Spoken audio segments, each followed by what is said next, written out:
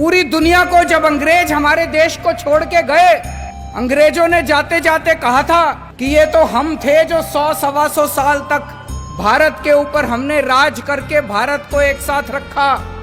अब देखना हमारे जाने के बाद इनसे अपना देश नहीं चलने वाला, इन लोगों से भारत एक साथ नहीं रहेगा। ऐसे अंग्रेजों को भी लग रहा था, पूरी दुनिया को लग रहा था। दोस्तों आज 70 साल हो गए, भारत एक साथ भी है और खूब तेजी से तरक्की भी कर रहा है, और उसका केवल एक कारण है, हमारे देश का ये संविधान। ऐसे देश का संविधान लिखना जिसमें इतने सारे धर्म थे, इतनी सारी भाषाएं, इतनी संस्कृति, इतनी जाति, इतनी विविधता, ऐसे देश का संविधान लिखना कोई आसान काम नहीं था। बाबा साहब अंबेडकर ने पूरी दुनिया के संविधान पढ़े, सारे देशों के संविधान पढ़े, जहां से जो जो अच्छा मिला वो सारा उन्होंने इस संविधान के अंदर डाला, और इतना शानदार संविधान बाबा साहब अंबेडकर ने हम लोगों को दिया। संविधान में लिखा है बराबरी का अधिकार होगा। अभी तक यहां इतने सारे बच्चे बैठे हैं, अगर कोई बच्चा गरीब घर में पैदा होता था और कोई बच्चा अमीर घर में पैदा होता था, क्या उनको बराबर की शिक्षा मिलती थी? नहीं मिलती थी।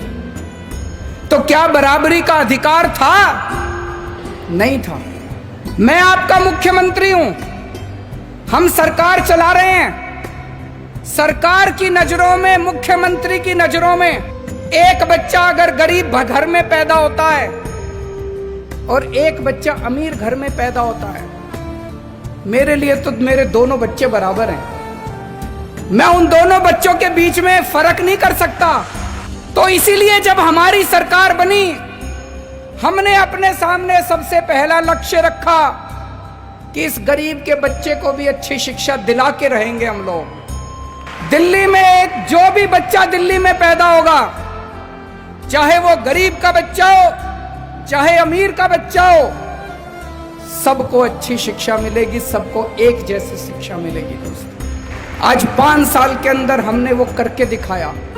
बाबा साहब अंबेडकर का एक सपना पूरा किया हम लोगों ने। हमारे संविधान में लिखा है जीने का अधिकार होगा। पहले गरीब आदमी के घर अगर कोई बीमार होता था, वो सरकारी अस्पताल में जाता था, सरकारी अस्पताल में इलाज का बुरा हाल था। आज दिल्ली के अंदर सरकारी अस्पतालों में वैसा ही अच्छा इलाज है जैसा प्राइवेट अस्पतालों के अंदर इलाज हो रहा है। लोगों को हमने जीने का अधिकार दिया। दिल्ली के अंदर हमने योजना बनाई। अभी तक अगर किसी का एक्सीडेंट होता था, कोई उसको बचाने के लिए नहीं जाता था, वो बेचारा सड़क पे पड़ा रहता था। लोग सड़क पे गुजर जाया करते थे। लोगों को लगता था मैं क्यों पचड़े में पड़ूं, मैं अगर इसको अस्पताल में ले गया तो अस्पताल वाले मेरे से पैसे मांगेंगे।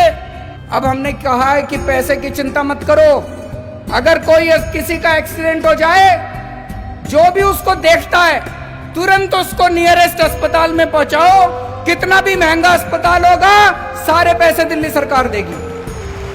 संविधान में लिखा है गरीबी दूर करेंगे। गरीबी कैसे दूर होगी? केवल नारे लगाने से दूर नहीं होगी गरीबी। हमने दिल्ली के गरीबों का मिनिमम वेज बढ़ाया। एक एक गरीब मजदूर को, एक एक गरीब कर्मचारी को हमने 15-15 हजार रुपए महीने की तनख्वाह दिलवाई। गरीबी तब दूर होगी दोस्तों। मुझे ये लगता है अगर ये बाबा साहब अंबेडकर का संविधान एक दिन के लिए अच्छे से लागू हो जाए, ये देश कहीं का कहीं पहुंच जाएगा।